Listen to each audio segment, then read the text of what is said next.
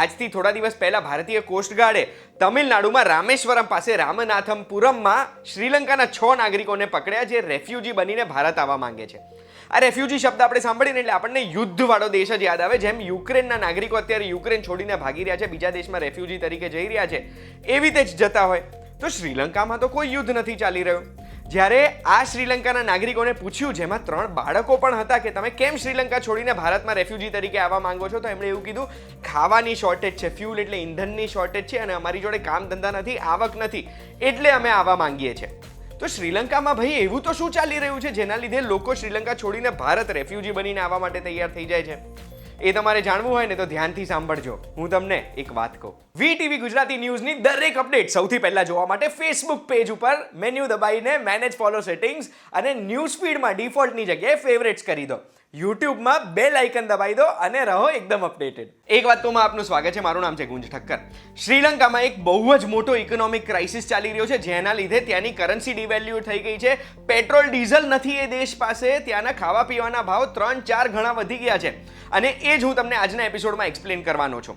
સૌથી પહેલા તો હું તમને આ ચાર્ટ બતાવવા માંગુ છું. આ ફોરેન એક્સચેન્જનો એક્સચેન્જ ચાર્ટ છે, જે શ્રીલંકાની કરન્સી, જે એમ તો રૂપી જ કહેવાય છે પણ એને LKR કહેવાય, એનો અને US ડોલરનો જે એક્સચેન્જ રેટ હોય ને, એ આ ચાર્ટ દર્શાવે છે. અગર આપણે 28મી ફેબ્રુઆરીએ જોઈશું તો $1 એટલે 200 શ્રીલંકાના રૂપિયા હતા, જે એ આજનો ભાવ આપણે જોઈએ તો $282 થઈ ગયા છે $1. એટલે 3 અઠવાડિયાની અંદર જ શ્રીલંકાની કરન્સી 40% પડી.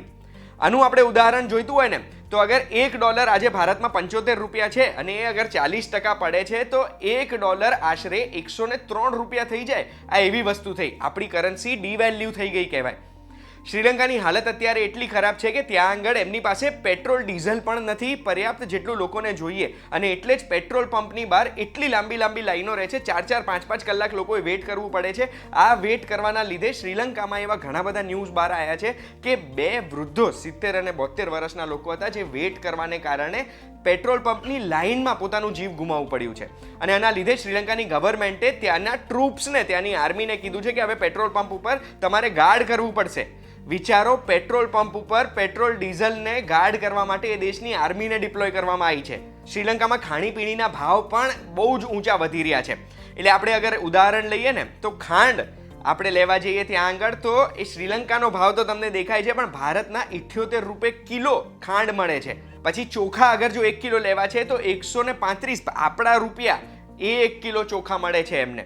એટલું જ નહીં, ત્યાં મિલ્ક પાવડર 400 ગ્રામ લેવો હોય ને તો ₹200 વધારે કિંમત ચૂકવવી પડે. ભારતના રૂપિયામાં છે. શ્રીલંકાના રૂપિયા કેટલા થાય તો તમે સ્ક્રીન ઉપર જોઈ જ શકો છો. શ્રીલંકાની હાલત એટલી ખરાબ છે કે ત્યાં રેગ્યુલરલી પાવર કટ થવા લાગ્યા છે. વીજળી 24 કલાક રહેતી નથી, અને બાળકોએ ભણવું હોય ને તો એ બી કેરોસીન લેમ્પના સહારે ભણવું પડે છે. તો આ શ્રીલંકામાં 1948 પછી પહેલીવાર આટલું મોટું ઇકોનોમિક ક્રાઇસિસ કેમ આવ્યું, એના કારણો હું તમને કહેવાનો છું. મુખ્ય 2 જ કારણ છે. સૌથી પહેલા, કોઈ પણ દેશ પાસે જે ફોરેન એક્સચેન્જ રિઝર્વ્સ હોય, જે કોઈ પણ દેશ ડોલરમાં રાખતું હોય છે ઇન્ટરનેશનલ ટ્રેડ કરવા માટે, એ બહુ જ વધારે સ્પીડથી શ્રીલંકામાં અત્યારે ઓછા થઈ રહ્યા છે. અને એટલું જ નહીં, શ્રીલંકાની કરન્સી, જે મેં તમને કીધું, એ ડિવેલ્યુએશન થઈ રહ્યું છે. એ બીજો મુખ્ય કારણ છે. કેમ? તો એના કારણો હું તમને કહીશ. સૌથી પહેલું કારણ છે કે શ્રીલંકા ઇમ્પોર્ટ ઉપર બહુ જ આધારિત છે. એટલે શ્રીલંકામાં આપણે અગર જોઈએ ને તો ફ્યુલ એટલે ઈંધણ ઇમ્પોર્ટ કરવામાં આવે, ખાણીપીણીની વસ્તુઓ, કઠોળ ઇમ્પોર્ટ કરવામાં આવે, ટ્રાન્સપોર્ટેશન ઇક્વિપમેન્ટ ઇમ્પોર્ટ કરવામાં આવે, કાગળ પણ બહારના દેશથી ઇમ્પોર્ટ થાય છે. આ કાગળ યાદ રાખજો, આના લીધે એક બહુ જ મોટી ઘટના થઈ છે, હું તમને આગળ કહું છું. અને એટલું જ નહીં, શ્રીલંકા એઝ અ કન્ટ્રી બહુ જ બધા ફાર્માસ્યુટિકલ પ્રોડક્ટ્સ, બહુ જ બધી દવાઓ પણ ઇમ્પોર્ટ કરે છે. હવે જ્યારે આવી રોજ જરૂરત પડતી વસ્તુઓ પર કોઈ પણ દેશ ઇમ્પોર્ટ્સ ઉપર રિલાય કરતું હોય ને, ત્યારે એ દેશના ફોરેન એક્સચેન્જ બહુ જ ફટાફટ ખાલી થઈ જાય, કારણ કે પેમેન્ટ તો ડોલરમાં જ કરવું પડે. આ પહેલું કારણ હતું. હવે હું તમને બીજું કારણ કહીશ. શ્રીલંકા ટુરિઝમ ઉપર બહુ જ ડિપેન્ડ કરે. ત્યાં આગળ પર્યટકો જાય તો જ ત્યાંના લોકોની આવક થાય. શ્રીલંકાનું GDP 10% GDP ટુરિઝમથી આવે છે. હવે એ ટુરિઝમ તો બંધ થઈ ગયું છે, એ તમને ખબર જ છે. પણ 2019માં જ્યારે કોલંબોમાં બ્લાસ્ટ થયા હતા ને, ત્યારથી જ ટુરિઝમ ઓછું થઈ ગયું હતું શ્રીલંકામાં. અને એના પછી કોવિડ પેન્ડેમિક આવ્યો, એના લીધે થઈને ઘણા બધા દેશોએ શ્રીલંકા જવા પર રોક લગાવી દીધી હતી. એટલે 10% આવક તો ત્યાં જ ઓછી થઈ ગઈ. અને આ જે આવક થવાની, જે ટુરિસ્ટ આવવાના તમારા દેશમાં, એ આવક થવાની ફોરેન એક્સચેન્જમાં ડોલર લઈને જ આવશે એ ટુરિસ્ટ. અને એટલે ફોરેન એક્સચેન્જ રિઝર્વ્સ હિટ થયા છે એમના. પછી એક કારણ એ છે કે શ્રીલંકાએ એવું નક્કી કર્યું કે કેમિકલ ફર્ટિલાઇઝર એ દેશે નહીં વાપરવાના. હવે જ્યારે કેમિકલ ફર્ટિલાઇઝર ના વાપરે ને ત્યારે અગર તમે કોઈ પણ ખેડૂતને ઓળખો છો ને એમને પૂછશો તો એમને ખબર હશે કે એના લીધે જે પાક આવે છે પાકનું આઉટપુટ ઘટી જશે. અને એવું ઘણું બધા એક્સપર્ટ્સ બિલીવ કરે છે કે શ્રીલંકામાં જે એગ્રીકલ્ચર આઉટપુટ હતું ને એ અડધું થઈ ગયું છે આ કેમિકલ ફર્ટિલાઇઝરના બેન ઉપરથી. એટલે દેશમાં ઓલરેડી બહારથી ઘણું બધું ખાણીપીણીનો સામાન આવતો હતો, એના સિવાય હવે દેશમાં જે પ્રોડક્શન થાય છે એની પણ ક્વોન્ટિટી અડધી થઈ જાય તો એ દેશને તકલીફ પડે જ. બીજું એક મુખ્ય કારણ એ છે કે શ્રીલંકાએ બીજા ઘણા બધા દેશોથી દેવા કરેલા છે, ફોરેન ડેટ છે. એકલા ચાઇના જોડે જ શ્રીલંકાને $5 બિલિયન ડેટ છે. ભારત અને જાપાન જોડે પણ મોટા મોટા દેવા કરેલા છે શ્રીલંકા જોડે. અને આ જે ડેટ છે ને એમાંથી $2 બિલિયન પેમેન્ટ તો શ્રીલંકાએ આ વર્ષે ચાઇનાને કરવાનું છે. અને ટોટલ આપણે જોવા જઈએ તો ઘણા બધા એક્સપર્ટ્સના ગણિત પ્રમાણે શ્રીલંકાએ 2022માં $4 બિલિયન પેમેન્ટ કરવાનું છે. હવે પેમેન્ટની વાત આવી ને એટલે હું તમને ફોરેન એક્સચેન્જ રિઝર્વ્સનો આંકડો કહેવા માંગુ છું, જે સૌથી મુખ્ય કારણ છે શ્રીલંકામાં ઇકોનોમિક ક્રાઇસિસનું. CEICના ડેટા પ્રમાણે હાલમાં આપણે જોઈએ ને તો શ્રીલંકાનું ફોરેન એક્સચેન્જ રિઝર્વ્સ એટલે કેટલા ડોલર એમની બેંક પાસે પડ્યા છે એનું ટોટલ $2 બિલિયન જ છે, જે 2019માં $7 બિલિયન હતું.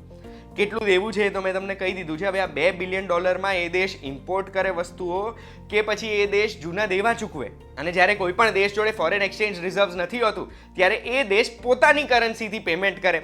પોતાની કરન્સીથી પેમેન્ટ કરે એટલે એ કરન્સીનું ડિવેલ્યુએશન થવાનું છે. એટલે આ જે એક ચક્રવ્યૂહમાં ફસાઈ ગયું છે ને શ્રીલંકા, આ એ જ ચક્રવ્યૂહના લીધે ઇકોનોમિક ક્રાઇસિસ આવ્યો છે.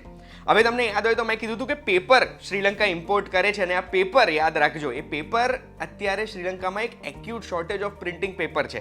હવે આ પ્રિન્ટિંગ પેપરના શોર્ટેજના કારણે શ્રીલંકામાં જે આશરે 45 લાખ સ્ટુડન્ટ્સ છે ને એમાંથી 30 લાખ સ્ટુડન્ટ્સ એક્ઝામ નહીં આપી શકે આ વર્ષે, કારણ કે શ્રીલંકાએ 2022માં પૂરા દેશમાં એક્ઝામ કેન્સલ કરી દીધી, કારણ કે એક્ઝામ લેવા માટે, ક્વેશ્ચન પેપર પ્રિન્ટ કરવા માટે એમની જોડે કાગળ પણ નથી. હવે જ્યારે આપણા એક પડોશી દેશને જ્યારે આવડો મોટો ક્રાઇસિસ આવે ને એનાથી આપણે પણ ઘણા અફેક્ટ થઈએ.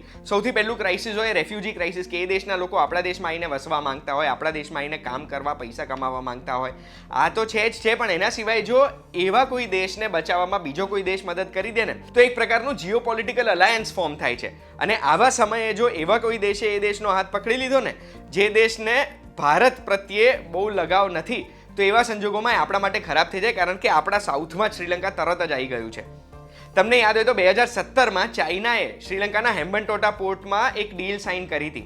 જે ચાઇનાએ શ્રીલંકા જોડેથી પૈસા વસૂલ કરવાના છે, જે ઉઘરાણી કરવાની છે, એની સામે શ્રીલંકાએ ચાઇનાને હમ્બનટોટા પોર્ટનો 70% ભાગ લખી આપ્યો હતો 99 વર્ષ માટે $1.12 બિલિયન. એટલે ચાઇના એમ તો ટેકનિકલી ત્યાં આગળ કમર્શિયલ શિપિંગ જ કરશે, પણ જો કાલે ઉઠીને ભારત જોડે કોઈ પણ જાતનો ચાઇનાને અણબનાવ થાય છે તો એવા સંજોગોમાં ચાઇના નોર્થથી તો આપણને અટેક કરી જ શકે, સાઉથમાં પણ એક પોર્ટ છે જ્યાં ચાઇના પોતાની શિપ્સ રાખી શકે, પોતાનું મિલિટરી રાખી શકે અને ભારતને ઘેરી શકે છે. અને કદાચ એટલે જ આપણા એક્સટર્નલ અફેર્સ મિનિસ્ટર જયશંકરે ટ્વીટ કરીને આપણને જણાવ્યું કે ભારતે શ્રીલંકાને $1 બિલિયન ક્રેડિટ લાઇન અસાઇન કરી છે, અપ્રૂવ કરી છે. એનો મતલબ કે $1 બિલિયન સુધીની વસ્તુ શ્રીલંકા ઉધારી પર ભારત જોડેથી ખરીદી શકશે.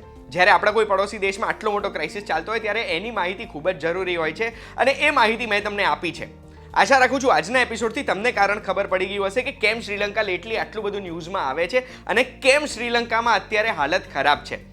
આ એપિસોડની માહિતી તમને ગમી હશે એવી આશા રાખું છું. આવી જ માહિતી માટે એક વાત કહું, રોજે જોતા રહો VTVGujarati.com પર. આપણે ફરી મળીશું.